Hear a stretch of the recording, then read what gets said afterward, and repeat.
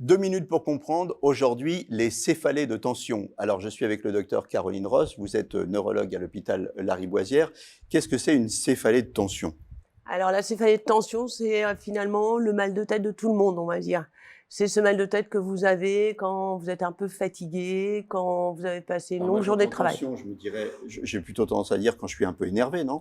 Non, pas nécessairement. Alors, Non? il peut y avoir des facteurs associés, psychologiques, anxiété, stress, oui.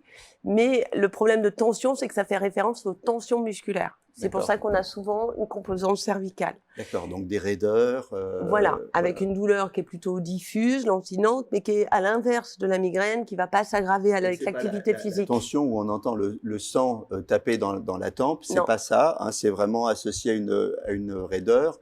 Et des tensions, voilà, on ressent des tensions, on a une douleur qu'on ressent quand même dans la tête, mais qui est plus comme une pression, un étau. On va pas avoir de nausées ou de vomissements, on peut être un peu gêné par la lumière.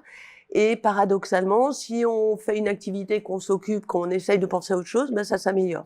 parce qu'on se Parce que, décontracte, voilà, tout bêtement. tout bête. Grave, pas grave.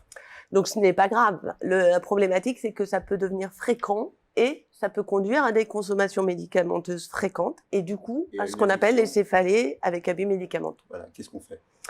Eh bien, si on sent que ça revient de façon régulière, à nouveau, on consulte pour éviter l'automédication et proposer un traitement dit de fond, et puis toutes les mesures à côté pour gérer un peu le stress, Qu'est-ce qu'on l'anxiété. appelle de façon régulière? C'est-à-dire si on fait, si on a mal à la tête une fois par mois, une fois par semaine, à partir de quand faut Alors s'inquiéter? c'est plutôt, je dirais, plusieurs jours d'affilée, voire semaines d'affilée, et que ça s'améliore pas. C'est-à-dire, on peut avoir un épisode de céphalée de tension pendant une semaine, mais qui s'améliore.